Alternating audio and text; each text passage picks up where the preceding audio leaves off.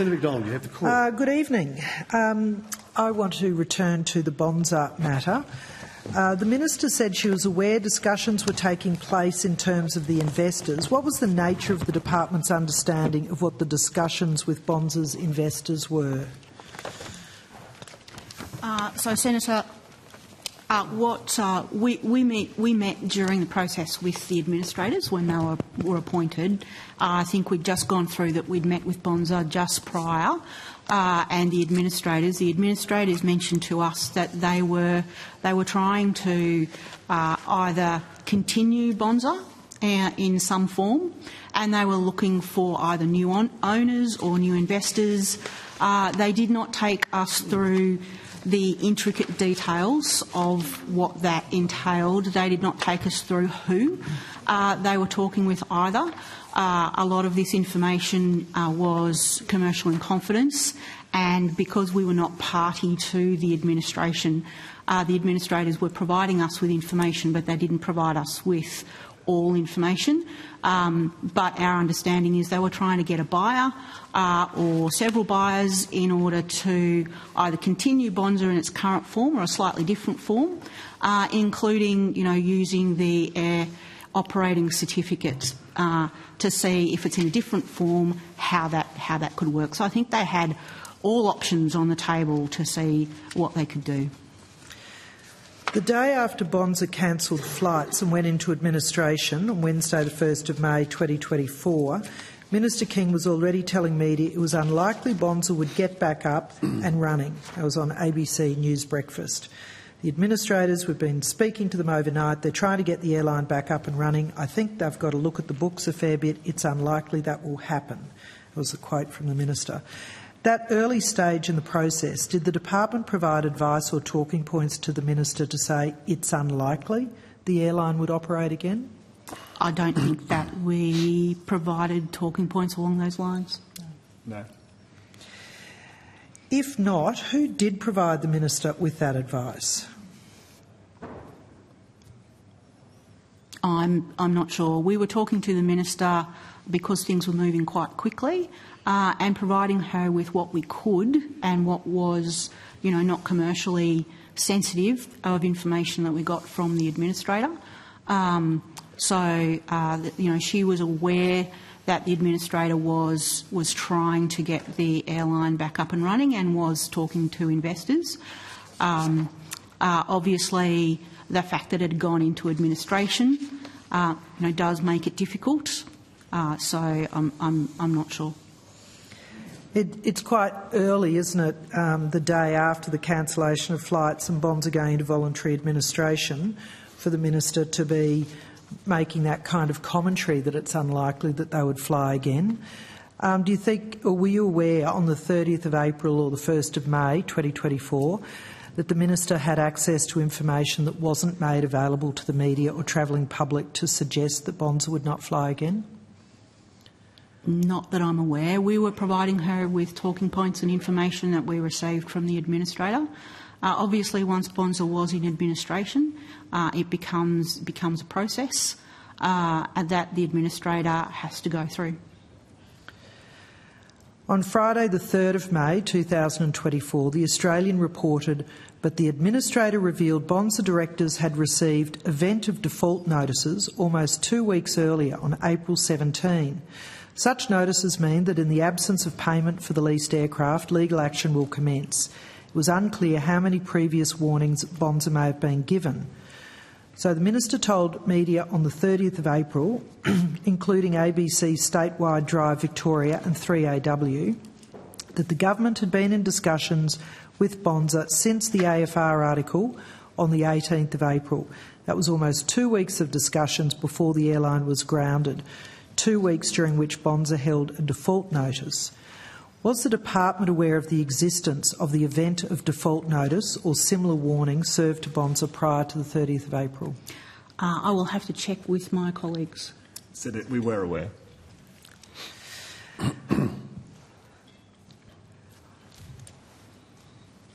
When, prior to the 30th of April, was the first time the Minister became aware of the existence of the event of default notice or similar warning served on Bonza?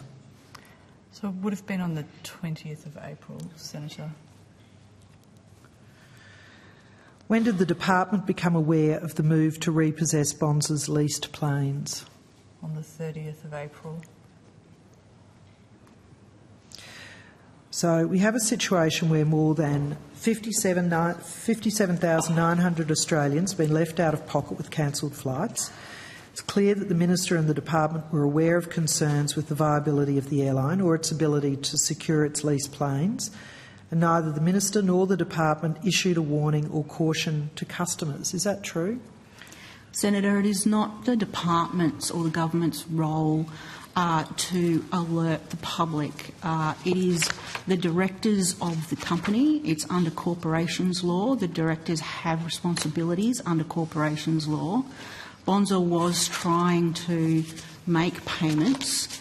We did not have the full information that Bonza had, so it wasn't up to us to make any call on that. It was up to the directors of Bonza.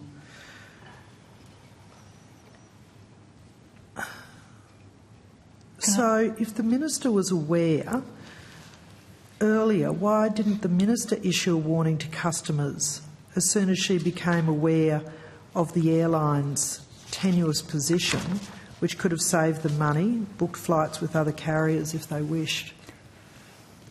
Again, Senator. Well, we were aware that there were difficulties, but we were unaware that the aircraft were going to be repossessed on the 30th of April. Bonza had not advised us of that, and on the 29th of April, Bonza told us that they had received an extension to make the lease payments. So we were checking in on the situation, but our understanding was that the Bonza directors expected to be able to continue to operate, and as such it would have been inappropriate for us to reveal the financial challenges that they were facing. Why didn't the Minister issue a warning to customers as soon as she became aware of the airline's tenuous position? I'm sorry, I've just asked you that. I'm just looking at the dates, you know. An event of default notices is there was the 20th of April. I'm concerned because it sounds like the Minister was gambling with the hard-earned money of Bonza customers and she knew it, or are you trying to suggest that the government was in talks with Bonza for more than a week prior to 30 April and didn't know the true situation? Senator, I think we've covered this with Senator I might just help. Sorry, Ms. Purvis. We're sorry to interrupt. What we did, Senator McDonald, I said in the opening that we don't want to go down the path of asking questions, repeating, and if it has been, I've advised Mr Betts and the officers to please let the question know that we have answered it. Now, I know you've come in on that, so it's not personal and not offensive, just so we can keep rolling. All right. Thank you. Did the Department provide the Minister with advice to report the airline to ASIC or to another regulator prior to the 30th of April? Senator, we didn't advise the Minister of that, but Treasury, the portfolio responsible for ASIC and the corporations law, had all the information that we had from the 20th of April. Right, so the Treasurer knew. Yes.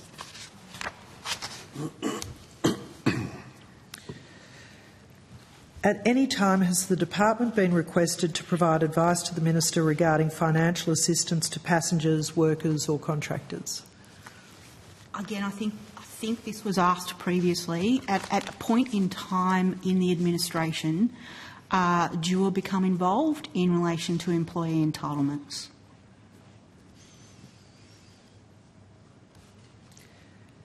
Did the Minister talk to the Minister for Employment and Workplace Relations about what assistance could be offered to the staff who'd lost their jobs and up to a month's pay? I'm not sure what conversations, but as we covered previously with Senator McKenzie, the departments, we were talking with departments including DEWA, Department of Employment, Workplace Relations, who is responsible for employee entitlements. Okay, so just to be very clear, so did the Minister ask about customer assistance, ask the Department about customer assistance? and I think I've gone through this previously, that the Minister asked us to set up a hotline on the day that the Bonza flights were suspended in order for customers to be able to call that hotline. We had set that up by midday on the day that Bonza suspended flights. That hotline went for 4 days with people answering phones. We received over 3,000 phone calls, while the overwhelming majority were from Bonza customers. We also had some employees, and we provided Call Us as well. We provided them with the phone number that the administrator had set up for employees to call. What about the customers? I assume they were asking for their money back on their fares. What advice were you able to provide to them? So they asked for a range of things. At that point, some customers had gone through their credit card provider and could get a refund through if they'd purchased through a credit card. We were providing advice to stranded customers mainly, or customers that were due to fly that day or in the next day. We were providing them, the Minister had called the CEOs of Jetstar, Qantas, Virgin and Rex that morning and asked them to see if they could assist with stranded passengers. We were providing customers who called with the phone numbers of those airlines in order for them to be assisted, and those airlines have provided free of charge flights to those passengers. Okay.